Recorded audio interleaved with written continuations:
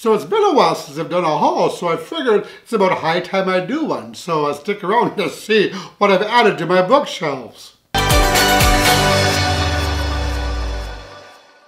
Well, hey friends, Roger here, and welcome to my channel, Roger's Reads. So today I am doing a book haul, and I realize that I haven't done one in a while, and I don't have a lot of books, but I have a few of them to talk about.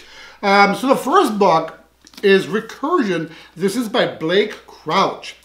This is actually a Book of the Month Club selection and follows a New York City cop and a neuroscientist who work together to defeat a mysterious affliction that drives its victims mad with memories of a life they've never lived. I think it's called the false memory syndrome, and its effects supposedly begin to unmake the world as we know it. So these two pair up and try to put a stop to it somehow. So sounds like a really interesting book. I really like the premise. Next up is The Summer of '69 by Ellen Hilderbrand.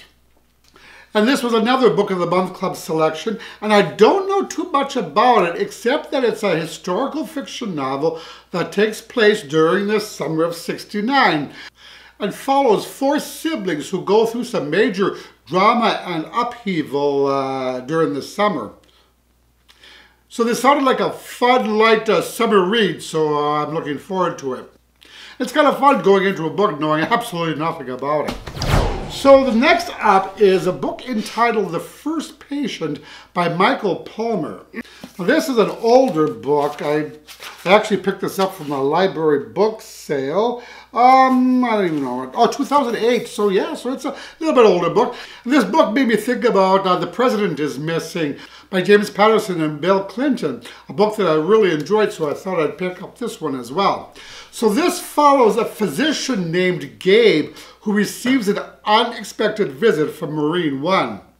So as it turns out, the President of the United States, his personal physician, has suddenly and mysteriously disappeared, and he desperately needs Gabe to take the man's place.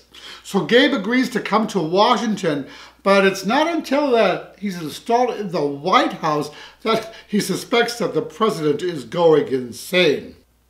So he's kind of torn whether, because as the President's physician, he has the authority to invoke the 25th Amendment to transfer presidential power to the Vice President. But then he begins to suspect that the President's condition may not be due to natural causes. So sounds intriguing. And the next book I picked up was entitled You Will Know Me by Megan Abbott. And I saw this was on our Friends of the Library book sale shelf, and it caught my attention, so I picked it up. And let me read the blurb for this. How far will you go to achieve a dream? That's the question a celebrated coach poses to Katie and Eric Knox after he sees their daughter, Devon, a gymnastics prodigy and Olympic hopeful, compete. For the Knoxes, there are no limits until a violent death rocks their close-knit gymnastics community, and everything they've worked so hard for is suddenly at risk. As rumors swirl around the other parents, Katie tries frantically to hold her family together, while also finding herself irresistibly drawn to the crime itself. What she uncovers about her daughter's fears, her own marriage, and herself forces Katie to consider whether there's any price she isn't willing to pay to achieve Devon's dreams. So yes, it sounds like a fun thriller. So the next book that I recently picked up was entitled Ghosts of a Shadow Market by Cassandra Clare. This was just released. It's a short story collection that follows Jim Carstairs, a shadow hunter who later became the silent brother, Brother Zachariah, as he travels to the many shadow markets around the world. Now, for those of you who aren't familiar, a shadow market is kind of a meeting place for fairies, warlocks, werewolves, and vampires, where they kind of sell and buy magical objects and also make dark bargains. So, yeah, sounds kind of good. Not sure when I'm going to get to it, though, as I want to catch up on some of the other Shadowhunter books first. So the next up is entitled With the Fire on High by Elizabeth Acevedo. And Elizabeth Acevedo is also the author of Poet X, which I really loved. So this was another Book of the Month Club selection that I've heard a lot about. And I already mentioned this, it was on my June TBR and I actually finished it already. So this follows a high school girl who has a daughter and who dreams of becoming a chef one day. So she starts cooking and magical things begin to happen. So I will talk a lot more about this during my wrap-up. And I may even do an individual book review of this, but I really, really liked it. Next up is another Book of the Month Club selection. This is called The Wife Between Us by Greer Hendricks and Sarah Pickenen. So let me read you the blurb for this one. It's a short blurb. When you read this book, you will make many assumptions. You will assume you are reading about a jealous ex-wife. You will assume she's obsessed with her replacement, a beautiful younger woman who is about to marry the man they both love.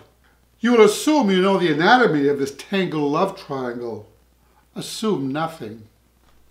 So, I think I've seen some reviews of this, and they were all very favorable. So I'm looking forward to diving into this. You know, maybe next month I'm going to do a mystery thriller month. I read nothing but mystery and thrillers, because I read a lot of young adult contemporaries this month, and I'm a little bit burned out on it. Anyway, back to my haul.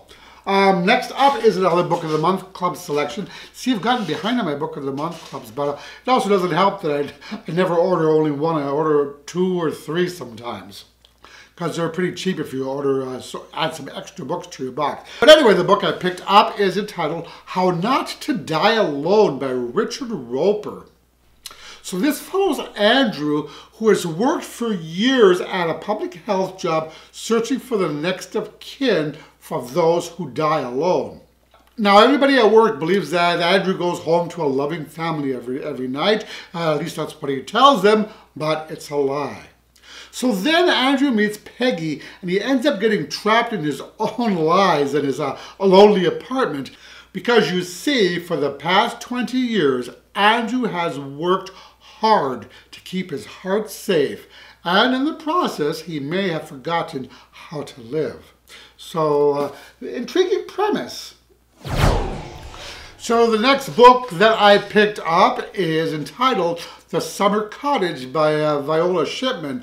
And this was actually an advanced reader copy. I actually also read this too, which I really enjoyed.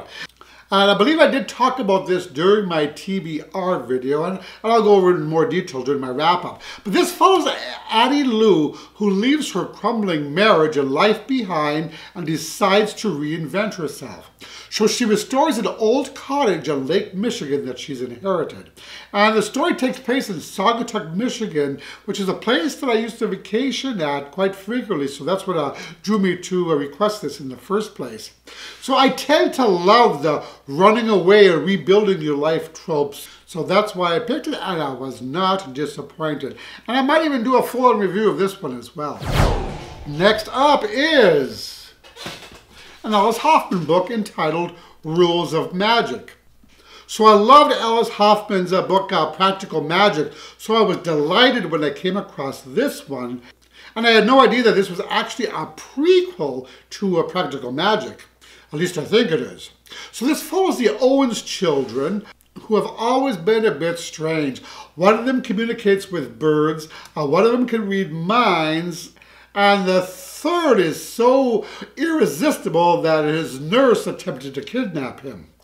So one day I believe that they visit their aunt in Massachusetts, and in the process discovered that they are bloodline witches, and that for their family, love is a curse, which began in 1620, I do believe, when Maria Owens was charged with witchcraft for loving the wrong man. Now that's all I know about this. I don't really want to know anything else, but can't wait to read it. I really love Practical Magic, and the movie is also a lot of fun too, if you haven't seen it or read the book.